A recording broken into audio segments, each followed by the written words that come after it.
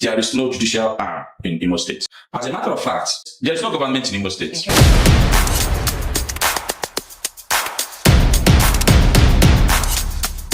When we shy away from the truth, that means we are endorsing evil. My name is Blessing Iriaka, and this is C Advocate TV. Today, we have a special guest with us who is the son of the soil, passionate about good governance and development. Welcome, sir. Thank you. My name is Chinedu Agu. I'm a lawyer. Okay. I am the principal partner of Credo Legal, located at 51 Onitsha Road, former secretary, Nigerian Bar Association of Owerri.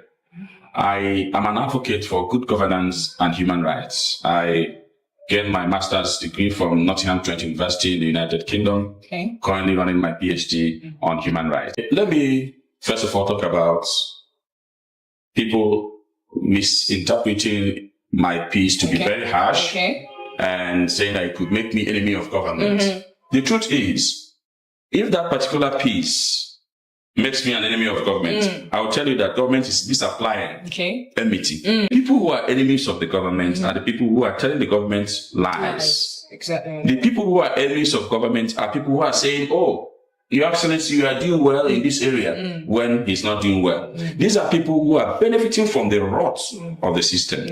And they can do anything to see that the rot is sustained because that is where they are benefiting from. So these are the people who are enemies of the government, not Chinedu Agu, who spoke the truth, which everybody knows is the truth. So I'm not the enemy of government. So in Imo State, I see a situation where the leadership priority is that of political dominance, where the executive wants to be the only cock that crows, where executive wants to shut down the judiciary, where executive wants to silence the legislature, where the executive arm wants to be the only arm in existence in Imo State, as opposed to another state that prioritizes welfare of the people, security of the people, and general well-being of the people, like we saw in Imo State. So leadership priority is at the core of governance of any state. If you don't set your leadership priorities right, the governance of the state will be in shambles. Indeed. As a matter of fact, the Ministry of Lands and Judiciary that you mentioned, they are at the core of the development of any state. By virtue of the Land Use Act, all the lands in a state are under the control of the governor, who holds it in trust for the people. What that means is, for anything that has to do with administration of lands in the state, it is run by the government through the Ministry of Lands. And when that particular ministry is shut down, it affects infrastructural development of a state. If you cannot apply for governor's consent, if you cannot do due diligence on land, of course it will affect infrastructural development. So when the state is saying, oh, we are doing infrastructural development and your Ministry of Land is shut, and the governor declares himself to be the commissioner for lands, you're paying lip service to infrastructural development of that state. Judiciary, very important. Of course, we understand the role of judiciary in every state. At the moment, there is no judicial arm in Imo State.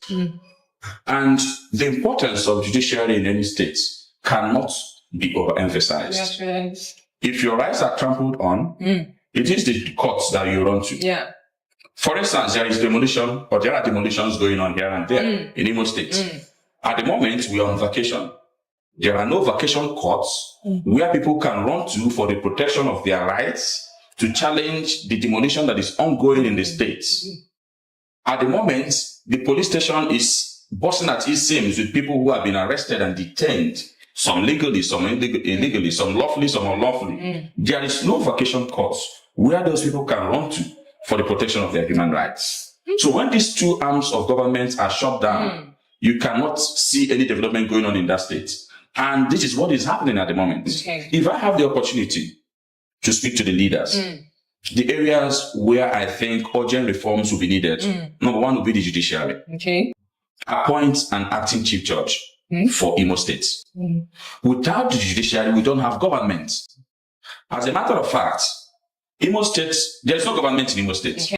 Because it's common knowledge that there are three arms of government: legislature, judiciary, and executive.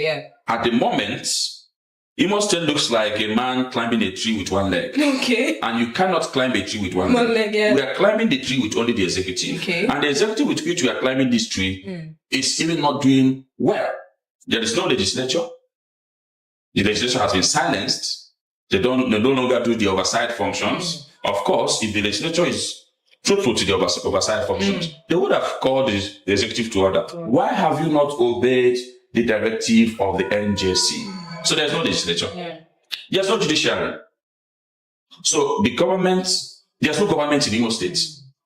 Imo State is as worse as being run by a sole administrator. It's worse than being run by a sole administrator, where it is the only executive that crows, that says what should be done, and checkmates itself. You cannot checkmate yourself. That is the essence of having three arms of government. So we are asking, the area I will ask that there will be urgent reforms are on number one, judiciary. Appoint for us an acting chief judge. Without an acting chief judge, the judiciary does not exist, and nothing goes on in that area. Number two, enforce the police codes. Enforce the codes with which police should be run, with which administration of security should be enforced. In Imo State at the moment, the security apparatus is shut down. Look at what happens on our roads. And I wonder what happens during their state security council meetings. The governor is there, the deputy governor is there, the SSG is there, the SA on security is there, the attorney general is there, DSS director is there, CP is there, and the NSCC district director is there. So what do they discuss when they come for security council meetings? Does the attorney general not direct them on how on how to obey and preserve and respect the rights of the citizens? Go to our roads and see what happens. There are checkpoints here and there where people are making money, where police are preying on people, where we are working as predators on average Nigerians. So that area needs urgent reform. Lands needs urgent reform. Our Ministry of Lands should be digitized. We should have a Ministry of Lands that is seen to advance the development, infrastructure development that the government is talking about. Without Ministry of Lands, you can't talk about development. Where are investors? No investor can come when they cannot conduct due diligence in Ministry of Lands. That's number two. Number three, health sector. The health sector should be looked at urgently. Apart from the Federal Medical Center, which is now Federal University of Technology Teaching Hospital, we don't have any hospital in Imo State that is well equipped. That area should be looked into. Beyond infrastructural development, is there any human capital development going on in the state? What do people know Imo State as? Imo State youths as? People who do Yahoo. Engage the youths. Human capital development is the core of development, even beyond infrastructural development. So these are areas I think urgent steps need to be taken by the government. We see every little thing that government does as wonderful, even when government is performing their role. We expect that citizens should hold government more accountable. We expect that citizens should help civil society organizations, and that civil society organizations should also get involved with demanding for accountability from governments. Our government seems to be more interested in ribbon cutting projects, building unsustainable roads without maintaining the roads. I can sit here to read out to you roads in Imo State that are not passable. But when a small road is done, people applaud. And when you say, let us do more than this, they say you are attacking government, that you are an enemy of government. Government shouldn't see anybody who is asking for accountability as an enemy. I'm entitled to do that by virtue of the Freedom of Information Act. You can demand for how expenditures are met that concern you, for instance, in my local government. So these are the things I think citizens should do, and government should also be disposed favorably to people who do those things. That is how both citizens and government can ensure that there is good governance in any state.